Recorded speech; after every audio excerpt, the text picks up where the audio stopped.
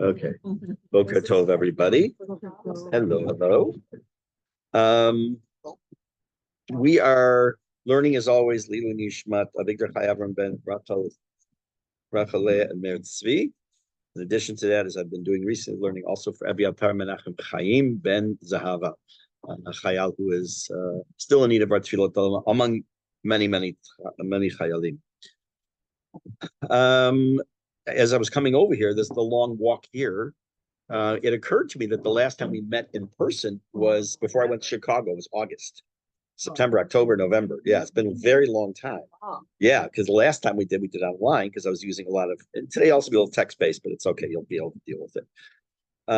So I'm glad to be back in person, and thanks again to Rhonda, and thank you to Rhonda and Martin as always opening their home and their thank you, and their mirpeset. They should always open the house for Torah and for smachot. And in health. That's right. That's what we talked about the other night in the Tefillah class. Exactly. Okay, we are on the, I think, the second to last, which the fancy word is penultimate, Mishne of the Pirke. I think it's the second to last. Let me just double check that. Yeah, I think so. Yeah, the one that stars Rabbi Tarfon Omer, Ayom Katzar, Amlacha Miruba. Okay. Yes, it's very true. Okay. So let's first just going to read it, translate into normal English, and we'll talk a little bit about this Mishnah. Rabbi Tarfon Omer. Now remember, quite a while ago when we started this chapter, it starts off with someone saying, "Okay, I had 5 students." In the middle of the chapter, I had 5 students, and they all had, but each one was amazing, and we talked about their character traits and their characteristics, and each one has now been quoted. This is the last one to be quoted. This is Rabbi Tarfon. Hayom katzar, the day is short. Amlacha meruba, and there's a lot of work. V'po'alim atzelim, and the workers are lazy. V'sachar harbe, and the reward is great. U'balabait dochek, and the homeowner, the owner, is pushing. Okay, makes perfect sense. Now, if you put it into terms of tax season, we all ready, but what's that? Right, exactly. Right. So there's really a lot here that we need to talk about. Let me move this over. Yeah, I'm gonna save that for next week because I forgot at home. I have a little bit of a background because it's also an unusual name, Rabbi Tarfon. So we'll do that next week, Bezrat Hashem. So please, nag. I'm gonna ask you to please remind me. So let's talk now in general terms. What would you say? No, I'm not going to ask you. I'm going to suggest. There are possible topics of this Mishnah. One, laziness. That's a possibility. And we're going to talk about laziness. It's possible it's about Avodat Hashem, about serving Hashem. It's possible it's about Sachar ve'onesh, like reward and punishment. The answer is really all those in different levels. So let's just talk a little bit about the general meaning, like we would call pshat. What's the simple meaning of this besides just the translation in English? So the day is short. Now, on a microcosmic level, you wake up in the morning, go to sleep at night. Some people, their day is much longer than others. Some are much shorter than others. I try to leave that early. It doesn't always work. But that's on a microcosm. On a macro level, it's life. Life is short. Even a person, now, it's interesting, Baruch Hashem, a number of the Shiva calls that I and others have made the last few months, been to a number of Shiva calls. A person passed away in their 90s. Many of you might remember a man named Johnny Carson. Johnny Carson, it was so rare when I'd say in the 70s that someone lived to the 90s, that if they lived into the 90s, they'd go on Johnny Carson, the whole fancy schmancy thing, and nonogenarian, that's how I learned the word. He comes on, they interview the guy, they always looked about 4,000 years old. Now, a person in their 90s, what's that? Yes. Spoiler alert. So that's wonderful. But even in the grand scheme of 5,785 years, and putting aside for a moment the Earth is millions of years old, put that aside. 95 years is very short. It's a blink of an eye.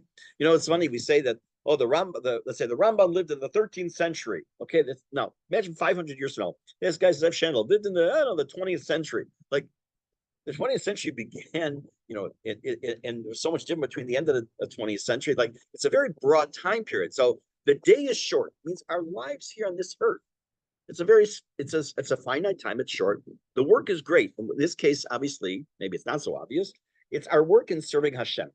We talked about this multiple times in Pirke Avot. We talk about the word avodah, both meaning serving Hashem and also it's tefillah. Tefillah is avodah shebelev, a work of the heart. And there's a lot to do. No one's going to tell you it's easy to be Jewish. It's easy to be a religious Jew. There's no such thing. We're not here to have an easy life. We're not. I shouldn't say that. We're not here to be satla, just kind of lying around. If there's expression, beten gav, stomach back. Like you, what kind of vacation you like? I like beten gav. You lie on your stomach at the beach, then you turn over onto your back, and you learn onto. It's called beten gav. No, satla. Satla is not even Hebrew. I think it's Arabic. Yeah, it's like a kind of like a chill life. Yeah. Oh, yeah. So it says Adam la'amal yulad. A human is born to work. That's what we're here for. And the workers are lazy. What is workers? So it's us. We're the workers. We're the workers.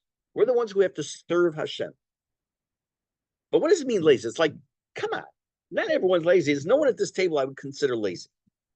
Nobody. Okay, that's one possibility. Okay, so I'll give you another possibility. And again, it could be open to other interpretations, but it seems to be it's referring to the Yetzer Hara that we have causes us to be like, do I really need to do that now? I'll daven at home, or I don't need to do that extra mitzvah. Yeah, I'll roll over. I'll get exactly. Okay, so we're going to come back to this topic of laziness in a few minutes, but the reward is great. The sachar is great. But what's the connection? What's the connection? Saying the day is long, the work is great, the workers are lazy. Oh, parenthetically, the word is great, and then the balabait is dochek. Like, come on. It's kind of hard to follow the flow of this particular Mishnah, so we have to also understand that. Even if we take the religious aspect out of this particular Mishnah, it's also about life. Talking about person, the early part of their life, learn a profession, establish a family, get a job, not necessarily in that order, being productive members of society, not just members, but productive members of society. In other words, we understand that life is a progression. With, again, putting aside anyone chas v'chalila who has issues that they can't lehit bager, they can't mature. Life is about growth. Life is about moving on. There's multiple reasons why the word chayim is in plural. But it's also an indication that we have multiple stages of our lives. You are not today who you were a year ago, for sure, before the war. I mean, that's changed everybody in many, many ways. But even before that, to say, go back who you were as a teenager, who you were as an early young adult, and then as you grow in life, whether it's in the Torah world, the non-Torah, whatever it is, we all hopefully grow and mature. So there's a process, and that's part of what this Mishnah is about, is that our whole lives are a process, unless you're in England, it's a process. And matter of fact, by the way, the opening line of the Mishnah of Zaman Katzar Melachar Meruba is a common expression you'll hear. It's common, I hear it. An expression when people are trying to say, like, come on, there's a lot to do here, buddy. You have a lot to get to do. But the idea of being an atzel, when I was growing up, there was a song. We had records. Everyone knows what those are. Trying to get, sometimes on the school, it's, well, you sound like a broken record. All right, explain that. I had a record of children's songs. We had bad reception for our Wi-Fi, so we had to listen to records when I was a little boy. And there was a song, Kum Bachur Atzel, V'tzei La'avodah. I'm not going to sing it. Get up, young boy, and go out to work. Or lazy boy, and go out to work. Right? So it's one of the early songs I remember. And so we're already, so why, I mean, it's whether it's a good message or not. Well, it's much better than most of the nursery rhymes. Rockabye baby in the treetop, right? The wind blows, the cradle rock, and down will come baby, cradle and all. Great. In any case, the idea of atzlut, the idea of laziness, also in some cases relates in a cognate way to atzvut with a bet, which means sadness. Now, how does that connect? So I will step back 1 second. I mentioned in a couple of my classes already that last week I started taking a course on Sundays. It's intense. It's like 5.5 hours straight with 2 little breaks. It's in Yerushalayim on mental health and halacha. It's fabulous. Wow. Absolutely fabulous. So there's a book that came as Rabbi Yoni Rosenzweig and Dr. I forgot his first name, Harris. Dr. Harris is a psychiatrist. Rabbi Yoni is a Rav for many years. They collaborated on a book called Nafshi B'She'elati. It's about to come out in English. It came out in Hebrew about a year ago. I bought it, read it cover to cover with many of the footnotes. That's the most important part, and some of the appendices as well. It deals with all kinds of things. Someone who has anorexia and it's in Yom Kippur. What do you tell them? A person comes up. It's like everything you could think of as far as mental health and halacha intersection. And we're talking. We're having individual, like this week. We're going to be talking. What's today? Today's Thursday. Next week.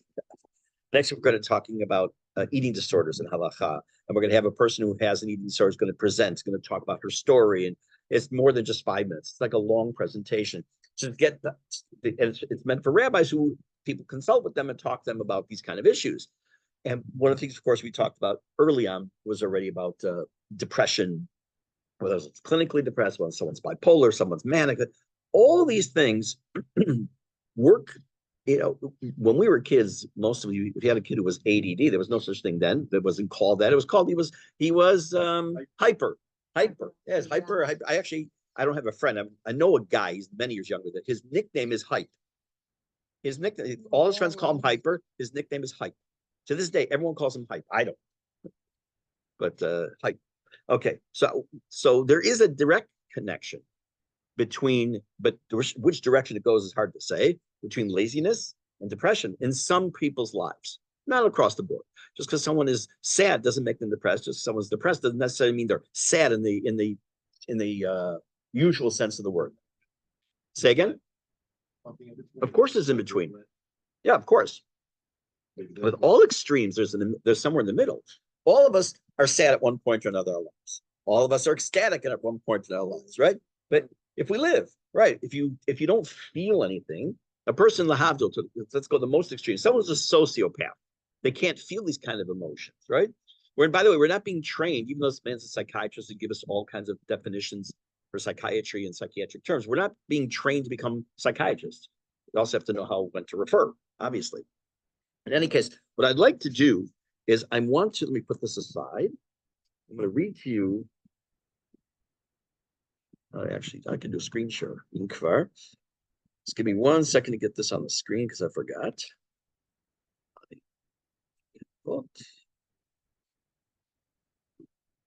And we're going to take a little bit of a look. Let's share. Okay,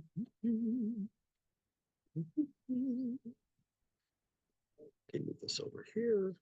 Okay, we're going to take a look at some psukim that are in Mishne and in Yeshayahu. The one that's in Yeshayahu is fairly famous. If you don't know it, it's okay, but it's somewhat famous. But the one in Mishne is not as much, but there may be part of the psukim you may have heard of before. I'm just going to read to you,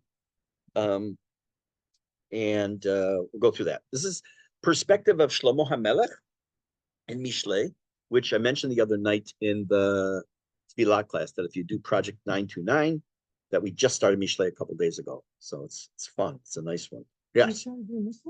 Yeah, we just started Mishne on Monday. Yeah, in Project 929. You know, a parak a day of Tanakh minus Friday and Shabbat. It's 929 chapters, so it takes a few years. And we're right. Benny Lau started in 2015, I believe it was. So yeah. Okay. So I'm going to read you. I'll read and translate the psukim. Amar Atzel Shachal Kaderech. A lazy man says, now, if you have a really good memory, and we're going to get to it in Mesilat Yesharim in a couple minutes, you'll remember the beginning of Mesilat Yesharim. He kind of takes something from this.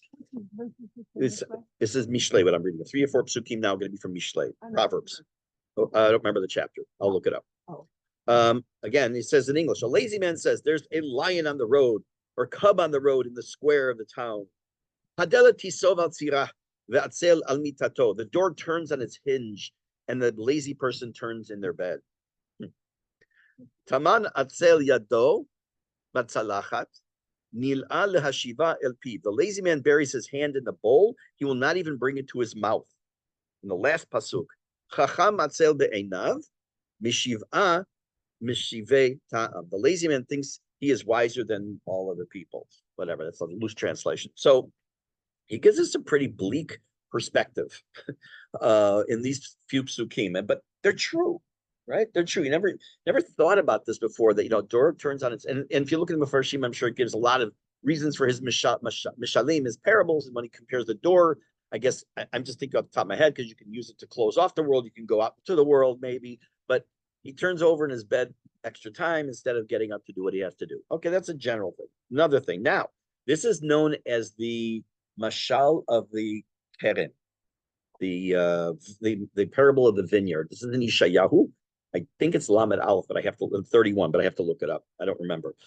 And I'm spending time on this concept being in sale for a reason. We'll see it soon. So he tells the following parable. Al stei ish atzel avarti. I passed by the field of a lazy man. Val kerem adam chasar lev. And I passed by the vineyard of a man lacking sense. V'nei Allah lo kimshonim kisufanav charuvim v'geder avanav neherasa. It was all overgrown with thorns. Its surface was covered with chickweed, and its stone fence lay in ruins. Ve'echazeh. And I looked, I observed. Ve'echazeh anochi ashit libi. And I took heart. Ra'iti lakachti musar. I saw it and I learned the lesson. At this point, Yeshayahu pauses. Again, it's in a parable sense. I walked by this field. It's all overgrown. Now, I don't know where each of you were living before you made Aliyah. I mean, I know where, but I'm saying I can't picture necessarily your neighborhood. But in the neighborhood we were in, everyone had a lawn in front of their house, just like we have here. Because where was I with Andy? Not too long ago. Oh, wow, cool. There's grass. Not kind of. And so in our neighborhood, it was called Peterson Park. There was called the Peterson Park Improvement Association. So if your lawn got like really overgrown and the bushes were wild, you get a little notice from them in a nice way. They would come banging on your door, like, really should clean up your property because it was an eyesore, right? People want to make sure their place stays looking decent, along with their neighbor's place staying decent, because it kind of could ruin the property value as well, besides being an eyesore. So he's walking by a property like this, a kerem, a vineyard. It's all overgrown, a field that's just all thorns and thistles. I can't say it. And then he says, I stopped and I observed and I took a lesson. Me'at shenot. This is the pasuk that tends to be somewhat well known, but again, if you don't know, it's fine. Me'at shenot, me'at tenumot, me'at chibut yadayim lishkal. A little bit more sleep, a little bit more slumber, a little bit more hugging yourself in bed. What's he talking about? And he goes on. He said that what is the result of laziness? Now, I'm not talking, everyone gets lazy at some part or another. Everyone sitting here, everyone sitting out, standing out there, everyone everywhere gets lazy at some point. Some have a doctorate in laziness. Okay. But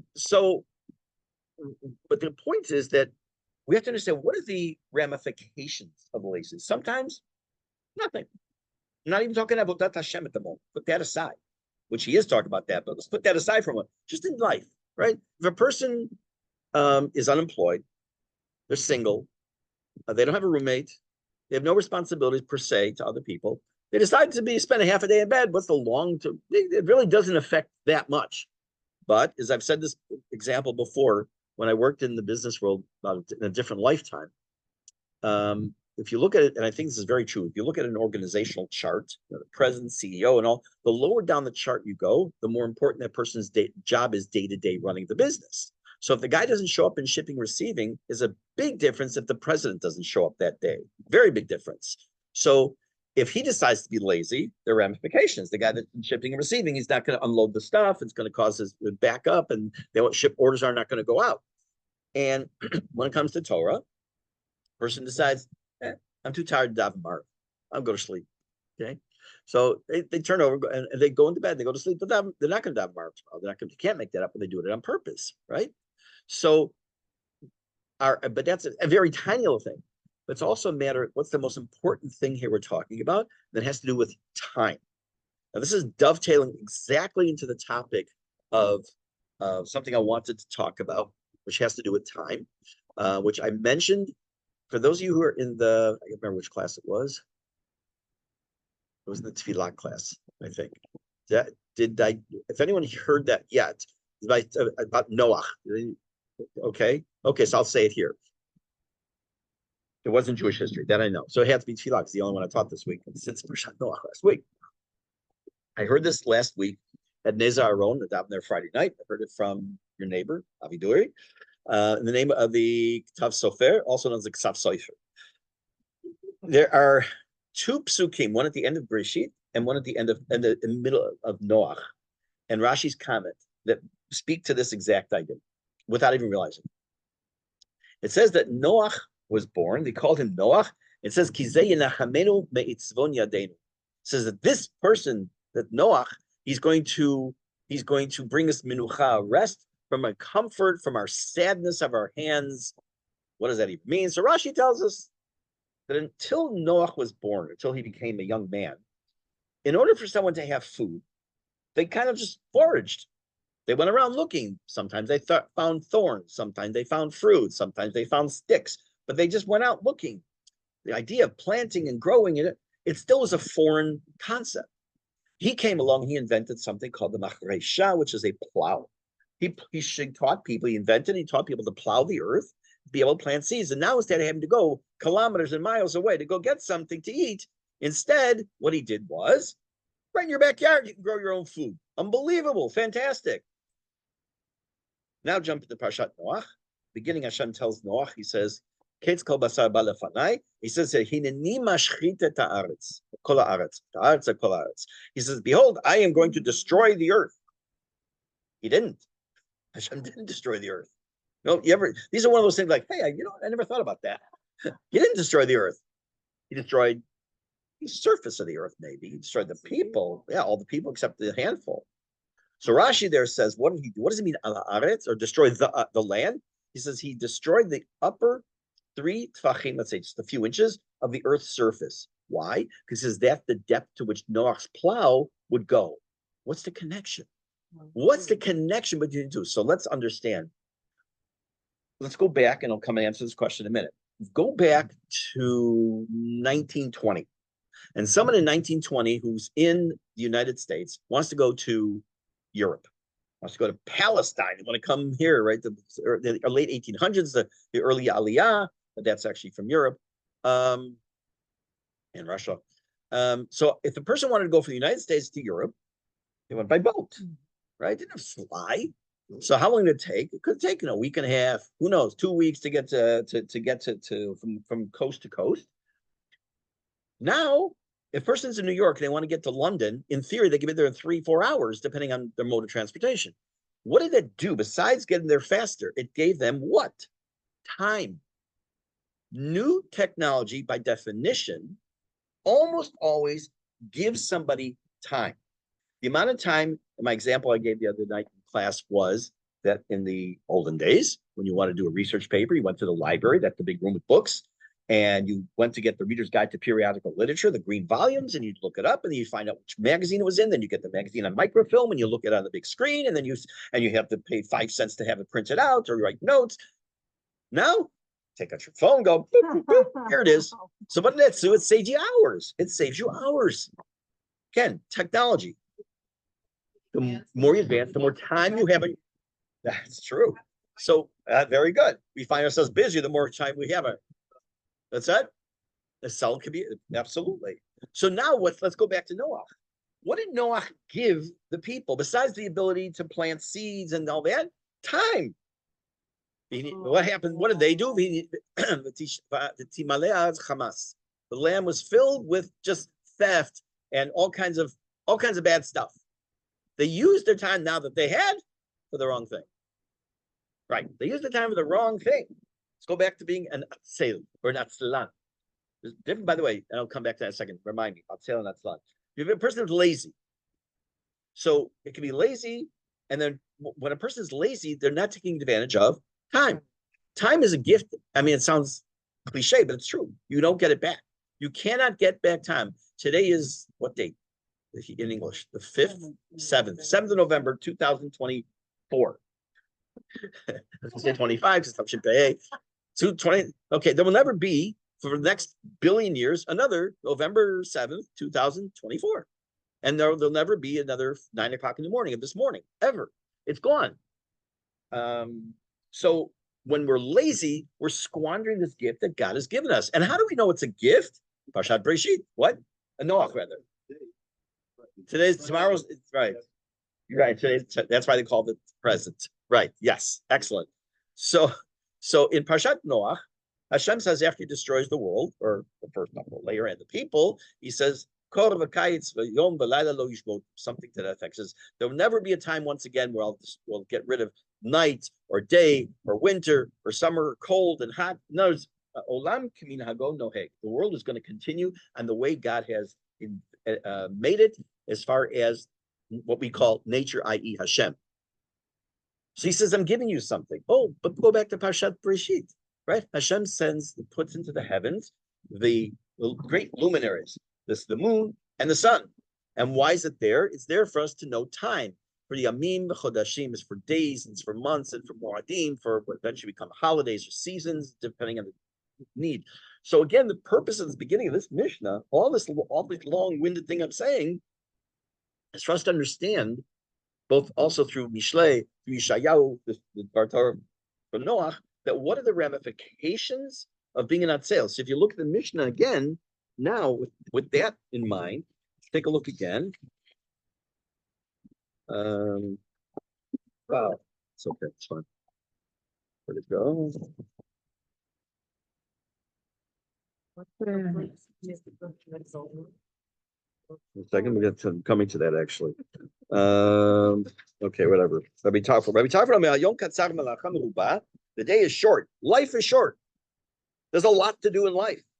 And the workers are lazy. Does it mean, again, it means that they have something going against them. And that is they're swimming upstream their whole lives. They're swimming upstream against the Yetzer Hara. But the Sachar is harbe. Understand, if you squander the time, you lose out on something big. If I were to tell you that every time you walked into shul, someone would give you 500 shekel. Just walk in, sit down and daven. You get 500 shekel every time you walk in. Trust me, there'll be people there at 9 o'clock or at 8 o'clock or at 5 o'clock in the morning to get their 500 shekel, right? Always. That's 100% accurate. First or second parak of Mishne, which I just read. If you seek out Torah as if it were like a hidden treasure. So if you look at it as a treasure, then you're not going to be an Atzel. I'll come back to it again. Atzel. It's not in a minute, I hope. Remember. So that's and Rabbi Tarfon wants us to understand what are the ramifications. What are we going to lose out when we squander our time? Sachar habe, the reward. Now wait a minute. Didn't we learn already in Pirke Avot more than one occasion? Al tihi ke'eved ha'mishamshim et harav al bnei dekabel pras el tihu ka'avadim she'enam mekablim shamshim et harav shalom and kabel pras. I had to remember the first parak of Pirke Avot. I didn't have to for a contest years ago when I was a kid.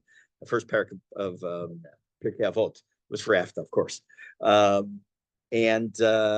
some of that stuck.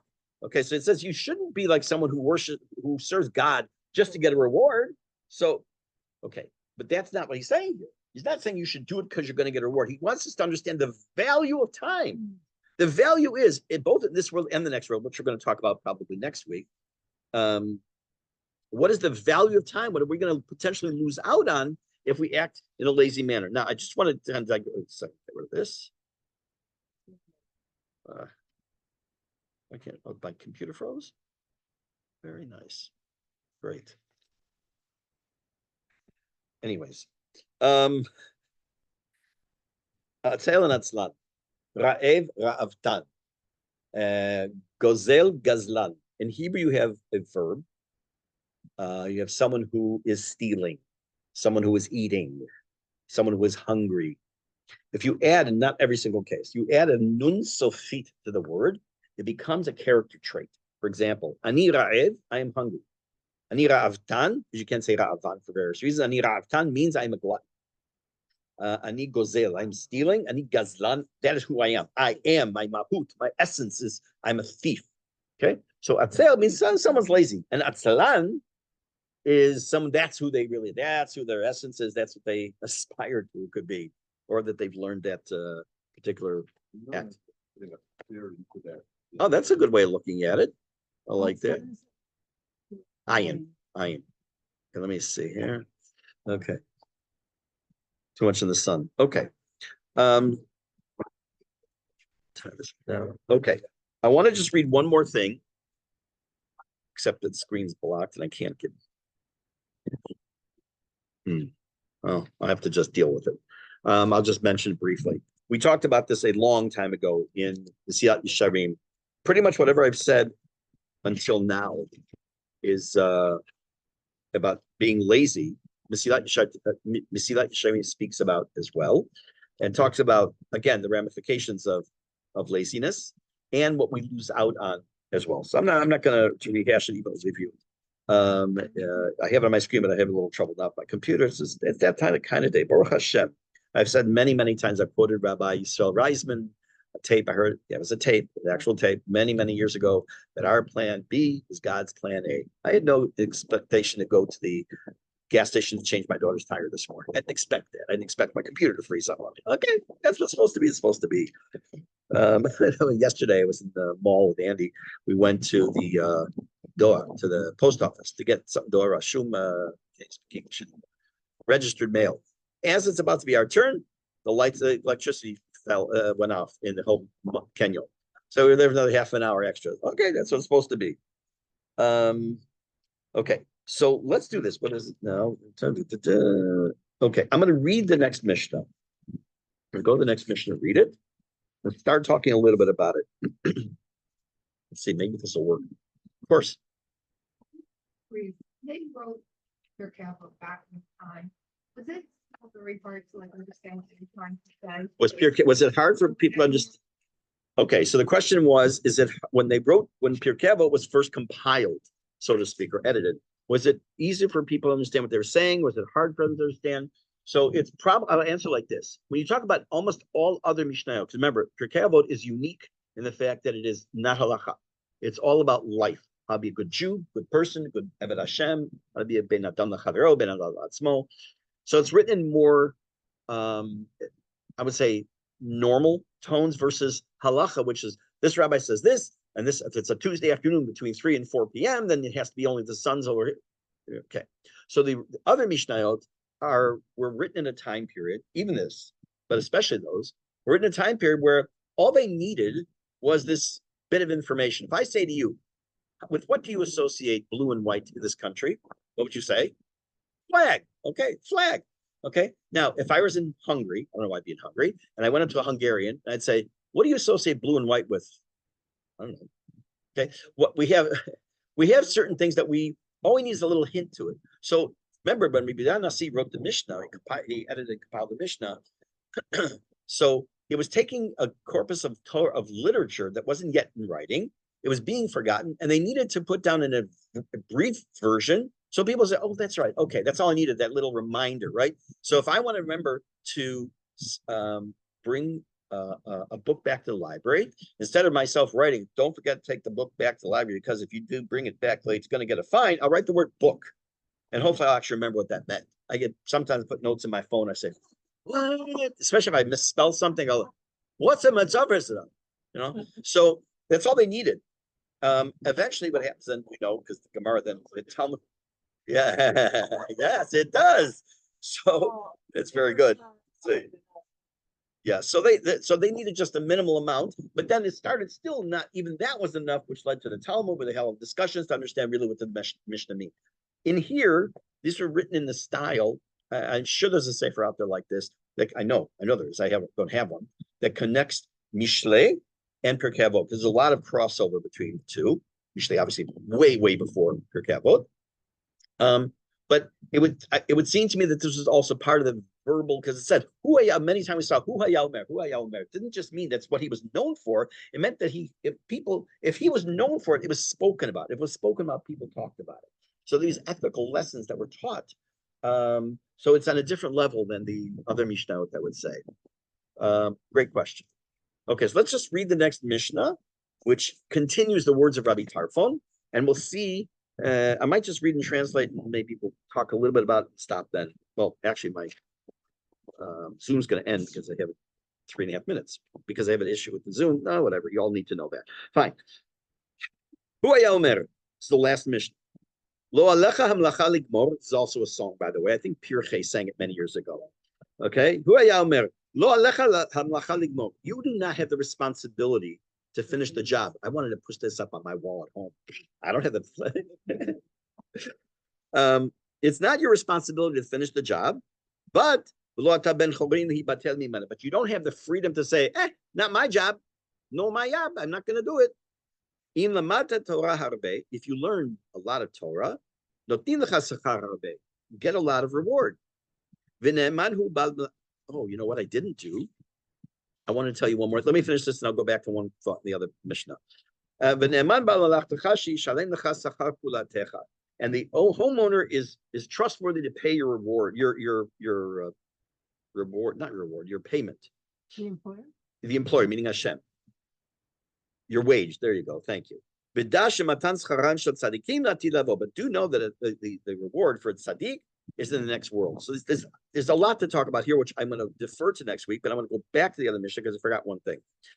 The line that says that the people are lazy, the people are lazy, the reward is great. We talked about what that meant. What are the ramifications of not doing what you need to do?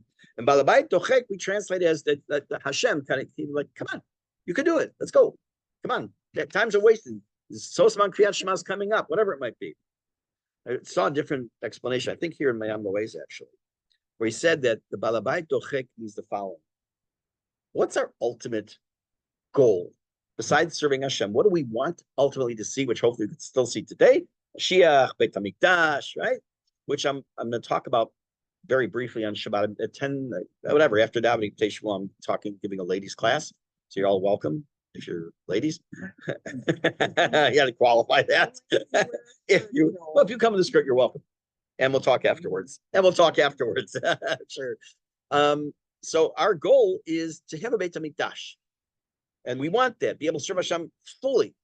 So Balabait Dochek, he's pushing for, what's wrong with you? All you need to do is a little bit more Torah, a little more mitzvot, and we're going to get closer and closer together. And this Beit HaMikdash, the next world is going to be. It's a thing. We sometimes like, come on, you got to get your work done. Times are wasting. It's not that. He said, like, I want to have this. My closest relationship I can have with you is when we have a Melech HaMashiach, when we have a Beit HaMikdash, and we have this concept that we don't even have a clue today of what can really be. And that's in a very positive sense, the end of that Mishnah. So I'm going to stop here because I have less than a minute anyways on Zoom. And next week, we'll reread the Mishnah, this last Mishnah. I'll go into depth on that, and we'll have finished off this particular part. Thank you very much. Well, now it's working. Oh, I forgot to mention that. Let me mention that.